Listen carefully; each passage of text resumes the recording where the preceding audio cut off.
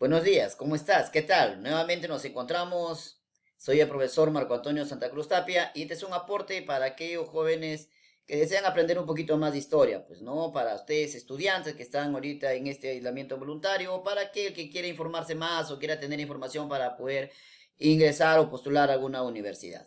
Soy el profesor Marco Antonio Santa Cruz Tapia. No olvides suscribirte en mi canal para poder visualizar más videos educativos que te pueden ayudar a comprender un poco más nuestra historia, la historia en general. Entonces veamos, hoy día vamos a hablar acerca de las fuentes de la historia. ¿Qué es una fuente? ¿Qué entendemos por una fuente, verdad? Entonces, vemos por ello te voy a mostrar algunas imágenes y quiero que entiendas para que puedas comprender qué es una fuente. Por ejemplo, hay una fotografía. ¿Esa fotografía es una fuente? Claro, pues es una fuente. ¿Por qué? Porque te va a brindar información. Es más, esa fuente es recontra importante. Esa fuente le cambió la mentalidad a toda una población, a los Estados Unidos. Esa fuente lo hizo reflexionar a la población norteamericana y se pusieron en contra de la guerra. ¿De qué guerra hablamos? De la guerra de Vietnam. Esta es una foto que se tomó en el año 1972. El que lo tomó fue el fotógrafo Hun Kong. Y la señorita que ven acá, la niña que ven acá, que está llorando, desnuda, ¿verdad? Se llamó, en este caso, es la señorita Nick Ut. Esta señorita, como ven ustedes, perdón, la señorita Pan Ti King es la señorita, sale corriendo, sale desesperada porque esta nube que ustedes ven acá, que en realidad no es nube ni siquiera es neblina, sino que es un gas que la aviación norteamericana había lanzado en Vietnam, este gas se llama napalm y quema tanto que desgarra, quema tu ropa. Esta niña, Pan, miren, fue internada 14 meses en un hospital y fue sometida a 17 operaciones de injerto de piel. Te está dando una información, una fotografía te muestra cómo era la guerra. Pero solo una piedra, si ahí está la piedra, esta piedra también es fuente, pues esta piedra es famosa, es la famosa piedra Rosetta. Esta piedra, como ustedes saben, fue encontrada Napoleón en Egipto, lo llevó a Francia, ahí fue descifrada por su amigo Champollion. Esta piedra, como pueden ver, está escrita en tres idiomas, jeroglífico, el demótico y el griego. ¿Verdad? Lo que estaba escrito en griego estaba escrito en demótico y aquí estaban pero jeroglifos. Entonces, esto sirvió para poder descifrar esta escritura egipcia, muy importante, miren. Acá tienen un vaso ceremonial de la cultura mochica. Es importante, claro que sí, te da información de la vida cotidiana a esta población mochica. Entonces vean ustedes ahí, narraba pues la ascendencia o la forma como se desempeñaba en ese tiempo es una gran sacerdotisa, que era la sacerdotisa de San José de Moro, y que cuando se encontraron sus restos, se comprobó pues que estas escenas eran reales, eran verídicas. Entonces, estos tres, la fotografía, la piedra y el vaso, son fuentes, porque te están brindando información. Entonces, ¿qué cosa es una fuente? ¿Qué es una fuente de la historia? Entonces, decimos que fuente es toda información o todo objeto que te permite reconstruir el pasado. Esas son fuentes de la historia. Un vaso, sí pues, cultura chimú. Periódico, claro, te brinda información. Una danza, una tradición, una ceremonia, sí pues, también son fuentes. ¿Quedó claro? Perfecto. Entonces veamos la clasificación de las fuentes. La primera clasificación es la clasificación según Pablo Macera Dalorzo y Federico Kaumandoy. Ellos, como vas a observar, dividen a las fuentes en cuatro. Tenemos las fuentes arqueológicas, o también llamadas materiales, la fuente lingüística, la fuente etnográfica y las fuentes escritas. La fuente arqueológica o material lo dividen en dos, la fuente monumental y la fuente antroposomática. Fuentes monumentales, sí, ya te diste cuenta, exacto, pues viene a ser todo lo material que no tiene que ver con el ser humano, o sea, no es humano en otras palabras. Por ejemplo, monumentos, templos, casas, chozas. ¿Qué más? Cerámica, pues, textilería, ollas, cucharas, son monumentales. ¿Qué más? Telas, chompa, camisa, casacas, telas, pues. ¿Qué más? Objetos metales, claro que sí, objetos de oro, plata, cobre. Ahora, antroposomáticos, claro, ya te dije, tienen que ver con el ser humano. Por ejemplo, los restos óseos Son fuentes, claro, los huesos te indican la edad de la persona, de que murió. La dentadura, las uñas, el pelo, todo eso son fuentes. Estos de acá que son pequeños, estos de acá que ustedes pueden observar, estas cositas chiquititas, son fosilizadas, son restos fosilizados, son quioquemondingos. ¿Qué son quioquemondingos? Son restos de comida. Es que el hombre primitivo, pues, no comía, tragaba, toda esa comida se le quedaba, ya todo eso se fue fosilizando y nosotros lo hemos encontrado y lo estudiamos y sabemos de qué se alimentaba. Quioquemondingos. ¿Y esto de acá qué es? Por supuesto, ya te diste cuenta, sé que tú sabes. Estos se llaman coprolitos. ¿Qué es el coprolito? Son heces, pues. Si tú te has ido al hospital en una oportunidad que te hagan un diagnóstico, te dice el doctor, tráeme una muestra de qué, de orina y de heces, para ver cómo está pues, tu organismo. Igualito, estos son heces. En otra palabra, pues es caca. Pero no es cualquier caca, pues es caca fosilizada. ¿Sí? Entonces, estos coprolitos, estas heces, te dan información de la alimentación del hombre primitivo. Por lo tanto, también es una fuente. Y por supuesto, la generación. Nuestros descendientes también son fuentes. Oye, se parece a su papá, se parece a su mamá. Es una fuente tu hijo. Si no se parezca a ninguno de los dos, ya es un problema. Pues. Entonces, esas son las fuentes arqueológicas, monumentales y antroposomáticas.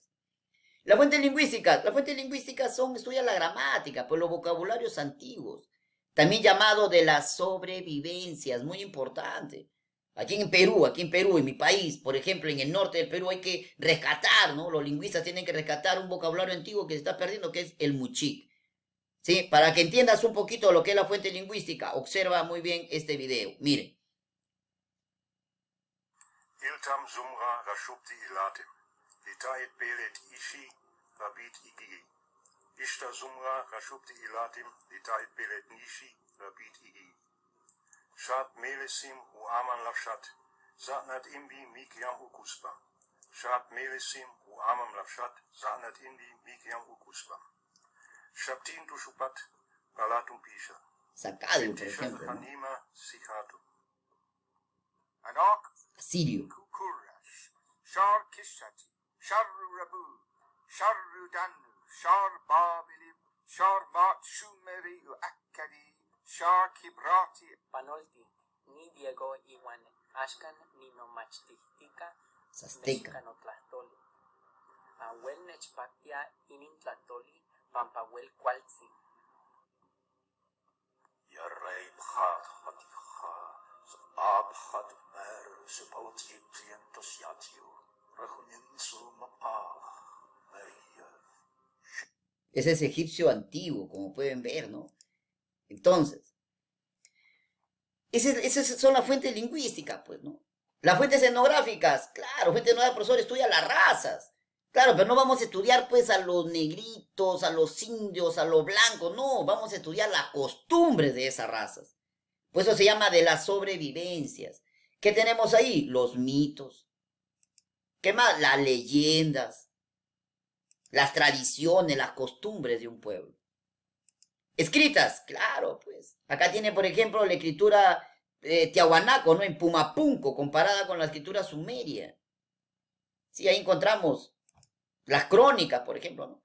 Las crónicas que vienen a ser escritos de personajes de la antigüedad que escribieron lo que vieron in situ, ¿no? Por ejemplo, los españoles, Francisco Pizarro vino e invadió el Perú, pero alguien que estuvo con Francisco Pizarro empezó a escribir lo que veía, ya pues. Eso que escribía se llama crónica y el señor que escribía se va a convertir en un cronista.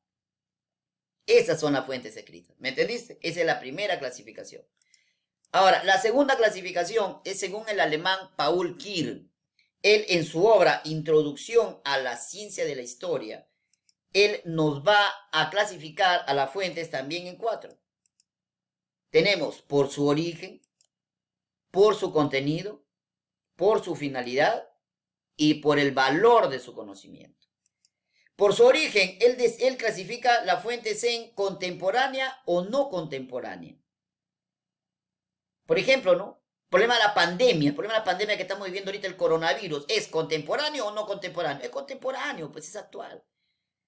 El señor Esipán, ¿esa fuente qué es? ¿Es contemporánea o no contemporánea? No contemporánea, pues, porque es de la antigüedad. Lo clasifica en nacional y extranjera. Nacional, si es de tu país. Si no es de tu país, es extranjero. Inmediato o mediato. Inmediato es cuando se hace en el momento, ya. Inmediato es cuando pasa un determinado tiempo. ¿Sí? Ya pues, el coronavirus ahorita es una fuente mediata o inmediata. Es inmediata. Pero si lo analizamos dentro de 20, 30 años, es mediata. Ahora, también se clasifican por su origen en pública y privada. Si es estatal o pertenece a una persona particular. Pues. Ahora, por su contenido, está en relación a lo que te brinda, la información que te da. Por ejemplo, si habla de la guerra, será pues para la guerra, para el derecho, para la administración. Si te habla de dioses, será de la religión. Si te habla pues del Real Madrid, del Barcelona, será pues del deporte. Si te habla de la música, las danzas, canciones, será del arte. ¿Ya me entendiste? Ese es por su contenido. Ahora, por su finalidad de lo que busca, el fin. Ahí tiene, por ejemplo, una solicitud, un oficio, una crónica que busca decirte cómo era en ese momento un determinado lugar o un hecho.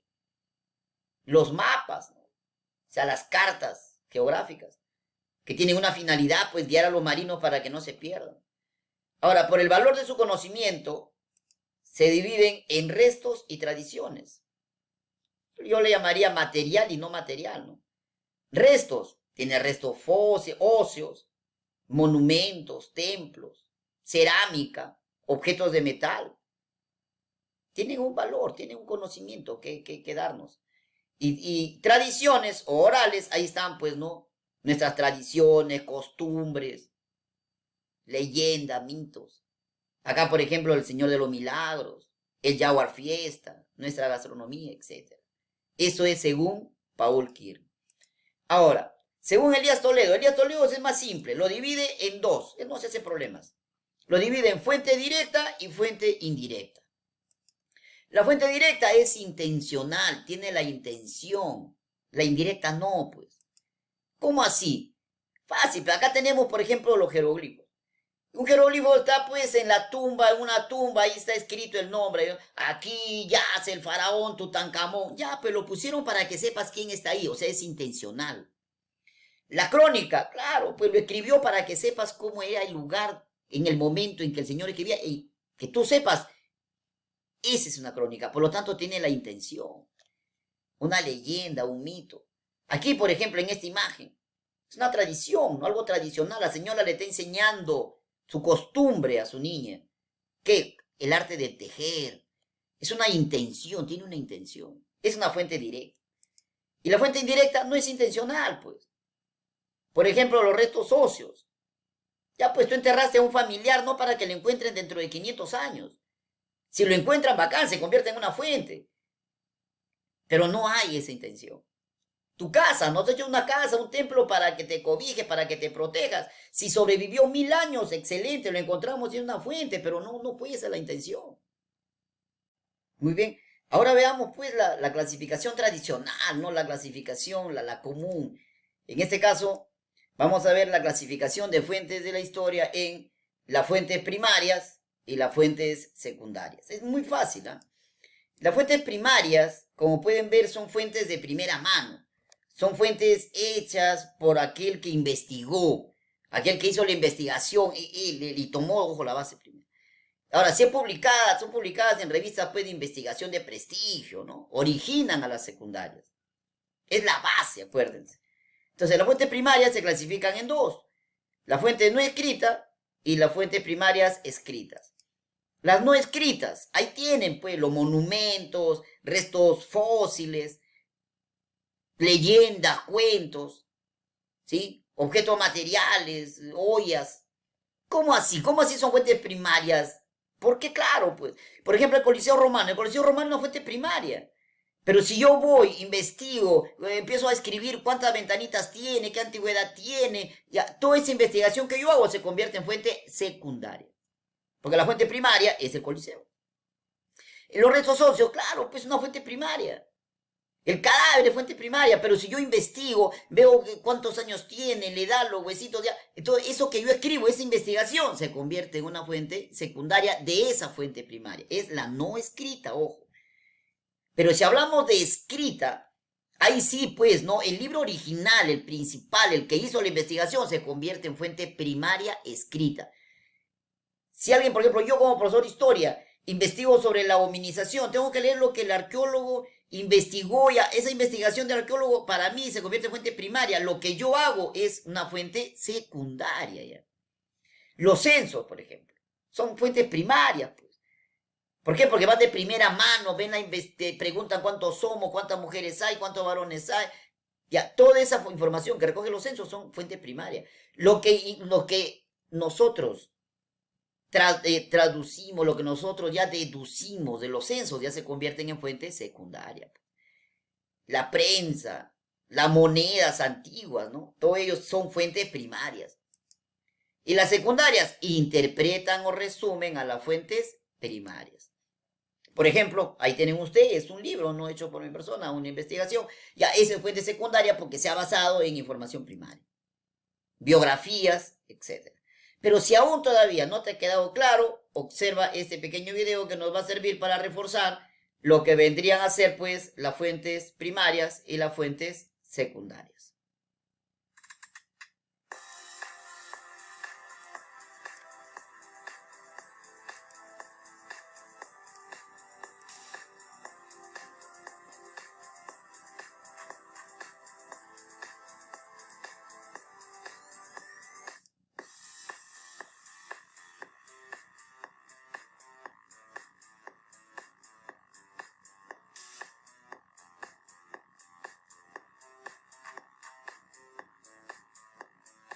Ahí está la clave, ¿eh?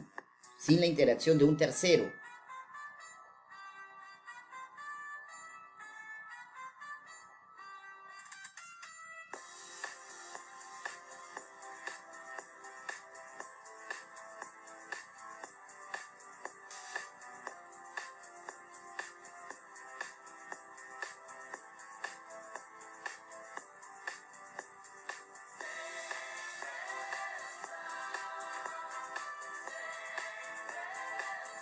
Hay fuentes plásticas, gráficas, una fotografía, miren ustedes, una obra de arte, un afiche.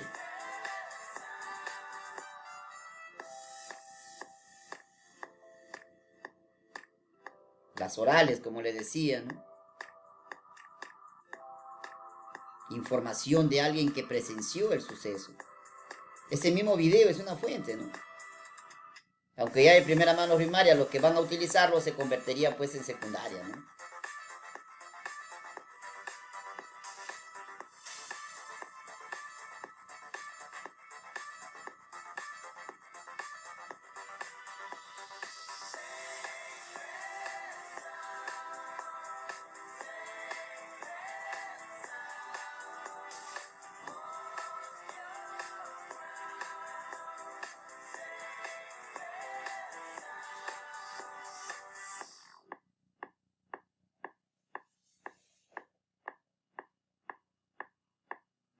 Ahí está la importancia de las fuentes, ¿no?